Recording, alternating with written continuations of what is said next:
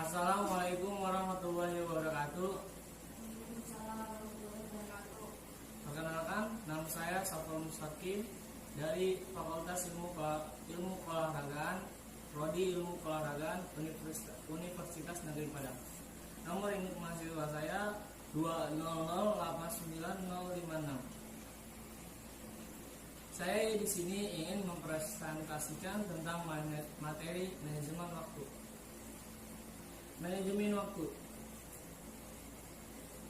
tujuannya memahami konsep dan pentingnya menghargai waktu, memahami cara menentukan prioritas, dan mampu melakukan penjadwalan aktivitas yang efektif.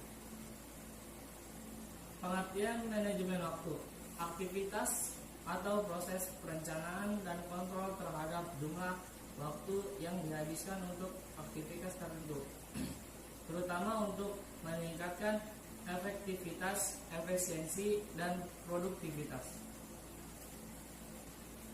Ciri time management yang tidak baik. Yang pertama, tenggat waktu sering terlewat. Yang kedua, bekerja lembur terus menerus.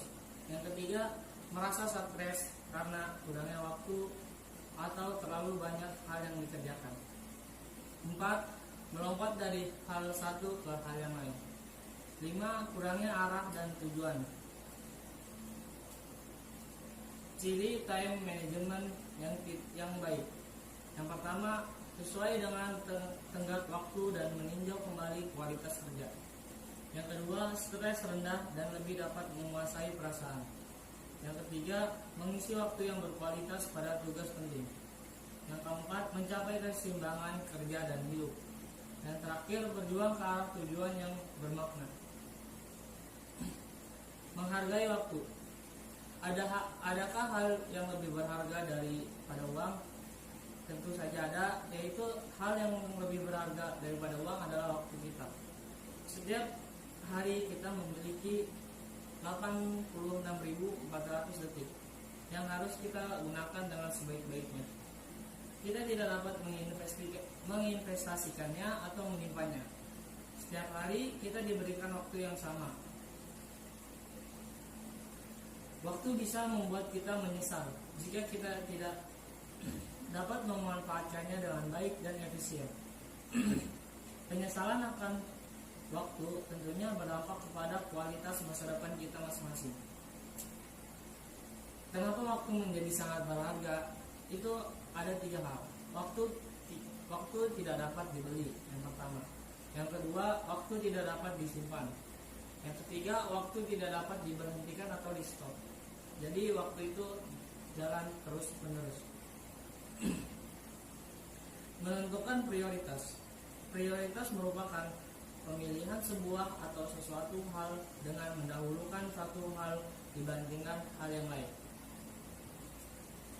Teknik dalam menentukan prioritas. Menentukan tujuannya. Ada SMART. S. Spesifik atau tertentu. M. Measurable atau terukur atau dapat diukur. A. Achievable, dapat diraih atau dicapai. R. Realistic atau masuk akal. T. Timely atau jangka waktu. Menyusun skala prioritas. Yang pertama, kritis lakukan. Yang pertama, kritis atau lakukan sekarang. Itu ada 2 hal, itu mendesak. Hal yang satu penting. Yang kedua, ada rencanakan kapan Anda akan melakukannya. Itu hal yang tidak mendesak, tapi itu hal yang penting. Yang ketiga, ada gangguan, hal yang mendesak atau tidak penting. Yang keempat, ada lakukan nanti atau hentikan. Itu hal yang tidak mendesak dan tidak penting. Jika teknik dalam menentukan prioritas. Jika sesuatu berada pada prioritas tertinggi, maka yang harus dilakukan adalah 3 hal. Daftarkan semua tugas yang ada. 2. Urutkan tugas-tugas Anda untuk efisiensinya secara berurutan Yang ketiga, negosiasikan batas waktu Anda dengan daftar tugas semua tugas Anda. Mengatasi penundaan. Menunda sering diartikan sebagai mengulur-ulur waktu. Seharusnya dilakukan sekarang, kemudian ditunda tanpa ada alasan urgen ke waktu yang lain. Penyebab kebiasaan menunda. Yang pertama, ada kemalasan.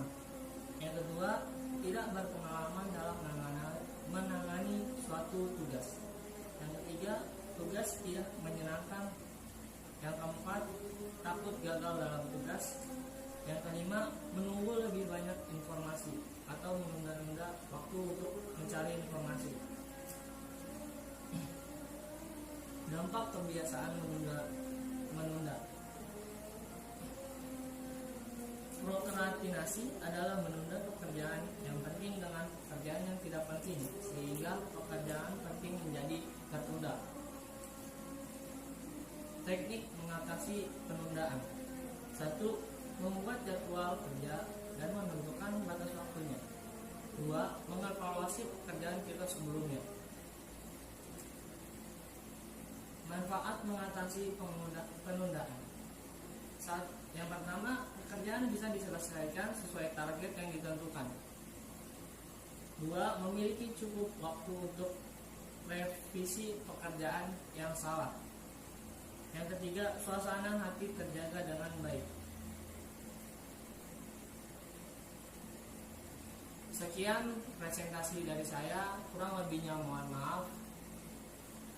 Selanjutnya untuk sesi pertanyaan dari audiens, adakah yang ingin bertanya? Saya ingin bertanya. Silakan. Bagaimana caranya untuk memanajemenkan waktu antara waktu kuliah dengan waktu organisasi? Terima kasih. Saya ulangi pertanyaannya, bagaimana cara memanajemen waktu antara waktu organisasi dengan waktu kuliah? Caranya adalah, yang pertama, kalian harus merenungkan tujuan kalian sebagai mahasiswa itu apa. Terus kalian harus memanajemen waktu dengan baik antara waktu organisasi dengan waktu kuliah. Kalian harus berani mengambil resiko. Jika salah satunya ada yang bentrok, kalian harus memilih antara salah satunya.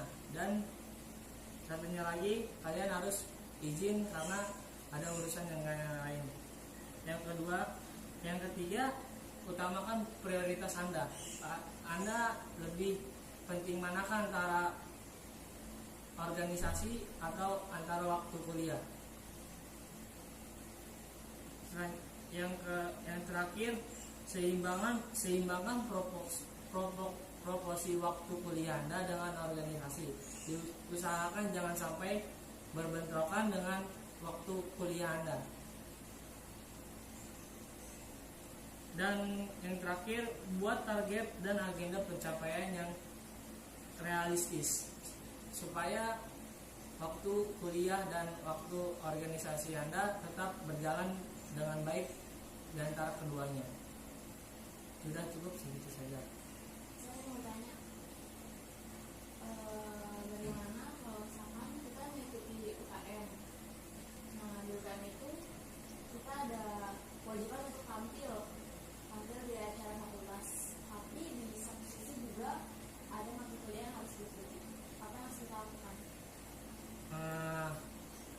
Jadi pertanyaannya, lebih memilih manakah waktu antara kuliah, ada jadwal kuliah dan ada organisasi yang harus wajib kita ikuti karena kita di situ keadaannya sedang tampil. Kembali lagi ke prioritas. Kalian harus memprioritaskan yang mana. Jika kalian harus tampil di organisasi dan itu tidak bisa ditunda, kalian harus memilih organisasi. Tapi jika ada pengganti kalian saat tampil, kalian bisa memilih ke waktu kuliah kalian. Jadi kalian harus mengambil resiko dengan utamakan prioritas kalian yang lebih memilih kemana, antara kuliah, jadwal kuliah kalian atau acara organisasi kalian. Seperti itu. Mungkin sesi pertanyaan kita tutup saja. Terima kasih ya atas perhatiannya audiens, kurang lebihnya mohon maaf, dan bila ada perilaku atau kata-kata yang kurang